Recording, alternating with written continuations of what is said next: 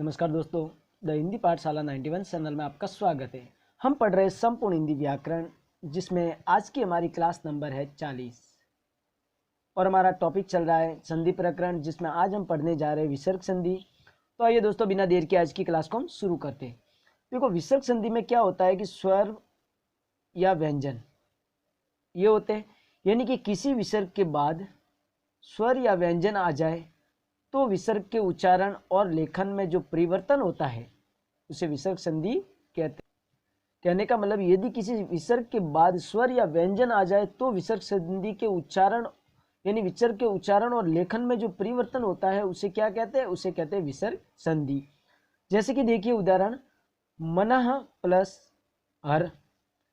ठीक है, तो मनः न में अ है, स्वर है, उसके बाद विसर्ग है और विसर्ग के बाद में क्या आ रहा है?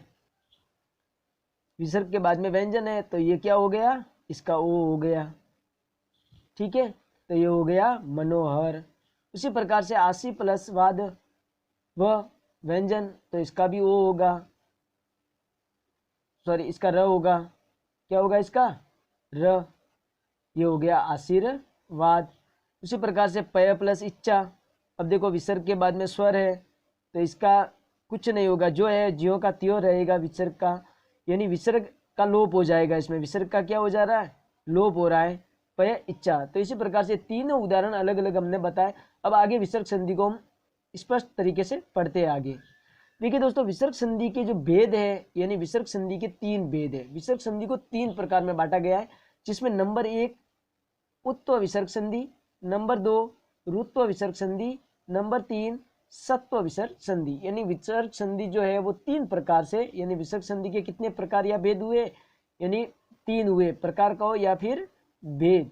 प्रकार या भेद कितने हैं? 3 है। उत्व विसर्ग संधि, रुत्व विसर्ग संधि और सत्व विसर्ग संधि। तो आज की क्लास में हम इन तीनों संधि को पढ़ेंगे, जिसमें से इसको थोड़ा आधा ही पढ़ेंगे। तो आइए दोस्तों आगे देखते हैं। पहला जो है वो है उत्व विसर्ग संधि। अब उत्व विसर्ग संधि में क्या होता है? यदि विसर्ग से पहले अ या आ हो और विसर्ग के बाद कोई घोष वर्ण हो जाए तो क्या होगा? विसर्ग का ओ हो जाता है। यानी कि विसर्ग से पहले अ या आ है और अ या ये क्या है? ये है स्वर। तो विसर्ग से पहले अ या आ स्वर आ जाए और उसके विसर्ग के बाद घोष वर्ण आ जाए तो विसर्ग का ओ हो जाता है। जैसे कि देखिए, मनः प्लस विकार। अब विसर्ग से पहले न में अ है, ठीक है, न में क्या है? अ, और विसर्ग के बाद में घोष वर्ण है व, तो इस विसर्ग का क्या होगा? ओ होगा। तो विसर्ग का क्या हो जाएगा? ओ, यानी हो जाएगा मनोविकार। उसी प्रकार से मना प्लस व्यथा, अ और व, इसका भी ओ, ये हो गया मनोविकार, सॉरी मनोव्यथा, ये हो गया। अब आगे देखिए, अगला उदाहरण है मन प्लस रथ। विसर्ग का क्या हो रहा है? ओ हो रहा है, तो ये हो गया मनोरथ। इसी प्रकार से तप प्लस वन, तपोवन, ये ओ हो गया। तप प्लस भूमि, ओ हो गया विसर्ग का, तपोभूमि। सर प्लस वर, ओ हो गया विसर्ग का, सरोवर। इसी से आगे देखिए नंबर 2, रुत्व विसर्ग संधि। अब रुत्व विसर्ग संधि में क्या होता है कि अ या आ को छोड़कर अन्य स्वर, फिर विसर्ग और उसके बाद में कोई क्या हो? घोष वर्ण। अ या आ को छोड़कर कोई दूसरा अन्य स्वर हो और स्वर के बाद विसर्ग और विसर्ग के बाद में क्या हो? घोष वर्ण। तो जो विसर्ग है उसका क्या हो जाएगा? उसका अलंत हो जाएगा। यानी यदि विसर्ग से पहले तो है अ या आ और उन विसर्ग से पहले अ या आ को छोड़कर कोई अन्य स्वर है और उसके बाद जो है वो है घोष वर्ण, तो विसर्ग का क्या हो जाएगा? र हो जाता है। जैसे कि देखिए आयु। अब यू, यानी यह, इसको अगर तोड़ेंगे हम यह को, तो यह है ऊ है। ठीक है, इसमें ऊ है, क्या है? ऊ। तो ये दूसरा स्वर आ गया, मतलब अ या आ को छोड़कर स्वर आ गया और उसके बाद में ये घोष वर्ण है, तो इसका क्या होगा विसर्ग का हो जाएगा र हो जाएगा। तो ये हो गया आयुर्वेद। उसी प्रकार से आवी प्लस भाव, अब इसमें ईश्वर है जो अ या आ को छोड़कर है, तो इस विसर्ग का क्या हो जाएगा अलंतर हो जाएगा यानी आविर्भाव। उसी प्रकार से आगे देखिए अगला उदाहरण है प्रादु प्लस भाव। दु में ऊ है, अ आ को छोड़कर है, तो विसर्ग का क्या हो जाएगा अलंतर हो जाएगा। ये शब्द बन गया प्रादुर्भाव। उसी प्रकार से धनु प्लस वेद, धनु में ऊ उपसर्ग सॉरी ऊ है स्वर, तो विसर्ग का र हो जाएगा यानी धनुर्वेद। वैसे एक उदाहरण है धनु प्लस धारी, तो यहाँ भी ऊ है, क्या है ऊ, तो विसर्ग यानी ऊ स्वर जो है अ या आ को छोड़कर है, तो विसर्ग का र हो जाएगा धनुर्धारी। आशी प्लस वाद, तो विसर्ग का यहाँ पे ये ई है यहाँ पे स्वर, तो यहाँ र हो जाएगा, तो क्या हो जाएगा आशीर्वाद। अब दोस्तों नंबर 3 देखिए, नंबर 3 जो है वो है सत्व विसर्ग संधि। अब सत्व विसर्ग संधि में कुल हम 7 नियम पढ़ेंगे, जिसमें से पहला नियम हम आज पढ़ेंगे।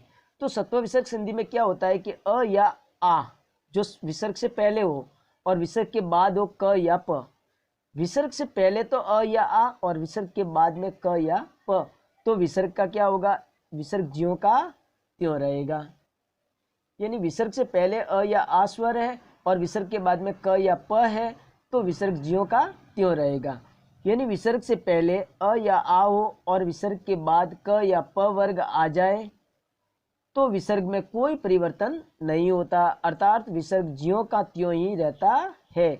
ज्यों का त्यों कब रहता है, विसर्ग से पहले अ या आ और विसर्ग के बाद में क या प हो तो। जैसे कि देखिए उदाहरण मनः प्लस कामना। अब मनः, मन तो न में क्या है अ है, इसके अगर टुकड़े करेंगे तो अलंत न प्लस अ बनेगा, यानी विसर्ग इसमें अ है विसर्ग से पहले और विसर्ग के बाद में क्या है क प। हमारे नियमानुसार क या प हो तो विसर्ग के बाद में क है, तो विसर्ग जो है वो ऐसा का ऐसा रहेगा ज्यों का त्यों, यानी मन कामना।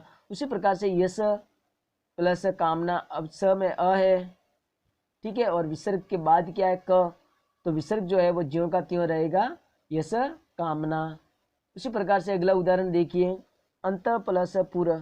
अंत तो इसमें अ विसर्ग से पहले अ विसर्ग के बाद में प, तो विसर्ग ज्यों का त्यों रहेगा। उसी प्रकार से रज प्लस कर्ण, रज ज को तोड़ेंगे तो हम ज प्लस अ बनता है, यानी विसर्ग से पहले अ और विसर्ग के बाद क्या है क, तो विसर्ग ज्यों का त्यों रज कर्ण।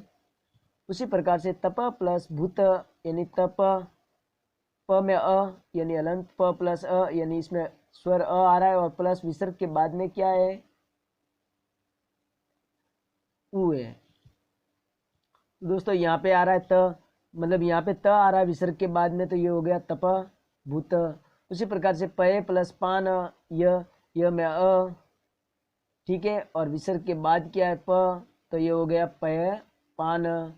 इसी प्रकार से अब कुछ अपवाद है विसर्ग संधि के, तो अपवाद जो है आपको समझना है दोस्तों। अपवाद है सिर्फ इतने ही है, देखो एक पर दो कर, दो कृत चार पति और चार कार, ये अपवाद है। एक पर दो कर, दो कृत चार पति और चार कार, इन पर होती है अपवाद की मार। कैसे देखिए समझिए उदाहरण से। पर यानी पर प्लस पर, तो हो गया परस्पर, मतलब ये विसर्ग जो है इसका अलंत स बन रहा है, ये है अपवाद ठीक है। इसी प्रकार से दो कर देखिए, कर में एक तो बहा प्लस कर, तो यहाँ भी विसर्ग का क्या बन रहा है अलंत स बन रहा है, ये अपवाद हो गया भास्कर बन रहा है।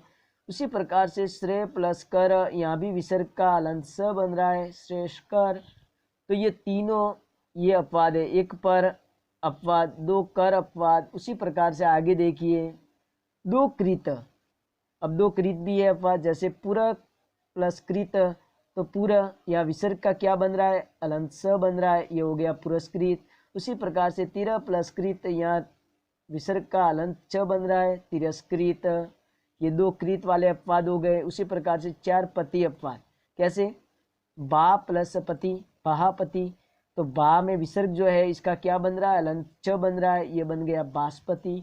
उसी प्रकार से वाष्य पलस्पति, तो वाष्य में विसर्ग का अलंत स बन रहा है, वाष्य पसस्पति। बृह प्लसपति, तो यहाँ भी विसर्ग का क्या बन रहा है, अलंत च बन रहा है, दंत्य च, ये हो गया बृहस्पति। वनः प्लसपति यानी वनस्पति, और यहाँ भी विसर्ग का क्या बन रहा है, अलंत दंत्य च। तो ये है दोस्तों क्या अपवाद। इन अपवाद का आपको ध्यान रखना है, यानी कि एक पर दो कर, दो कृत चार पति, और इसके बाद में है चार कार। अब चार कार पर अपवाद देखिए, चार कार का अपवाद कैसे है, नम प्लस कार, तो यहाँ विसर्ग का क्या बन रहा है, अलंत दंत्य च बन रहा है, ये हो गया नमस्कार। उसी प्रकार से पुर प्लस कार, तो यहाँ भी विसर्ग का क्या बन रहा है, दंत्य च, यानी ये पुरस्कार। उसी प्रकार से अगला उदाहरण है तिर प्लस कार, तो यहाँ भी अलंत दंत्य च बन रहा है, तिरस्कार। और सर प्लस कार, यहाँ भी क्या बन रहा है, अलंत दंत्य च यानी सरोकार। तो ये चार कार हो गए अपवाद के, यानी जो अपवाद हमने पढ़े, यानी एक पर दो कर, दो कृत चार पति, चार कार, इन पर होती है अपवाद की मार। तो दोस्तों आज की क्लास जो है हम यहीं पर समाप्त करते हैं, यानी पूर्ण करते हैं। और कल जो है हम सत्व विसर्ग संधि के जितने भी जो नियम हैं उन सब नियमों को हम कल पढ़ेंगे, यानी कल हम विसर्ग संधि को पूर्ण कर देंगे। ठीक है दोस्तों, हमारी वीडियो कैसी लगी आप कमेंट में हमें ज़रूर बताएं, और ज़्यादा से ज़्यादा हमारी वीडियो को शेयर करें